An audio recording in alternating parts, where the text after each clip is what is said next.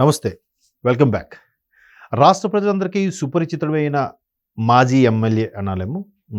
కేతిరెడ్డి గారి పేరు తెలియనోళ్ళు ఉండరు. ఎందుకంటే గుడ్ మార్నింగ్ ధర్మవరం అంటూ ప్రజల్లోకి వెళ్ళిపోయి వాళ్ళ సాధక బాధలు తెలుసుకొని అక్కడికక్కడే పరిష్కరించి వాళ్ళతో మమేకమై వాళ్ళతో కలిసి నడుస్తూ, కలిసి భోంచేస్తూ, కలిసి ప్రయాణిస్తూ చాలా చేరువయ్యారు, చాలా దగ్గరయ్యారు. అటువంటి వ్యక్తి ఒక సత్యకుమార్ అనే బీజేపీ నాయకుడి చేతిలో ఓటమి పరాడు. డైజెస్ట్ చేసుకోలేకపోయాడు.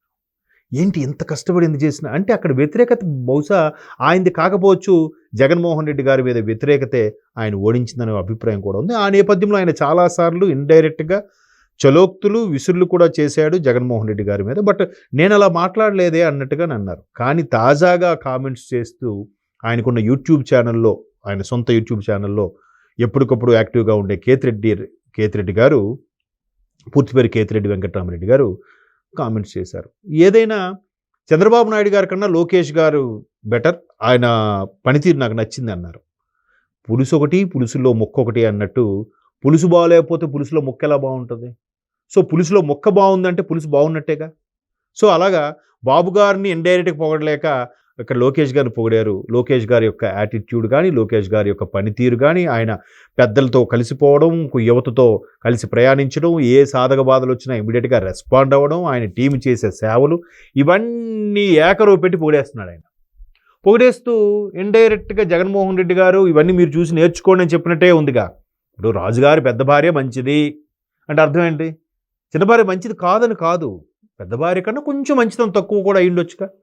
సో అలాగా కేతిరెడ్డి గారు లోకేష్ గారిని పోడేసరికి వైసీపీ వాళ్ళ నాయకులు కొంతమంది గుర్రుగా ఉన్నారు. బట్ ఆయన చెప్పింది వాస్తవం.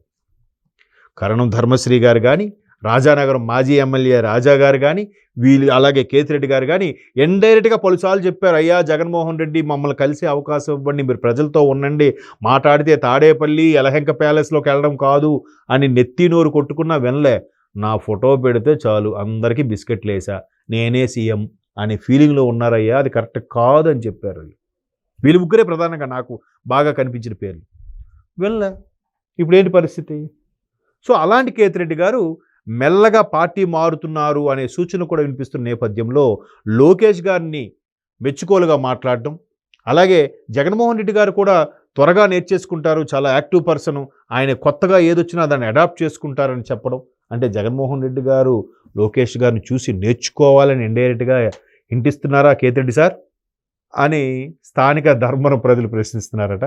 సో మొత్తం మీద కేతిరెడ్డి గారు నయానో భయానో లేదంటే ఆయన ఛానల్ ద్వారానో మనసులో మాట అయితే బయట పెట్టేశారు. మొత్తం మీద కేతిరెడ్డి గారు నెక్స్ట్ ఎలక్షన్లకి ఇప్పటి నుంచే వామప్ రెడీ చేసుకుంటున్నారు. అయితే అది వైసీపీ నుంచి కాదండోయ్, కూటమిలో ఏదో ఒక పార్టీ నుంచి పోటీ చేస్తారనే టాక్ అయితే లోకల్గా నడుస్తుంది. చూద్దాం మరి.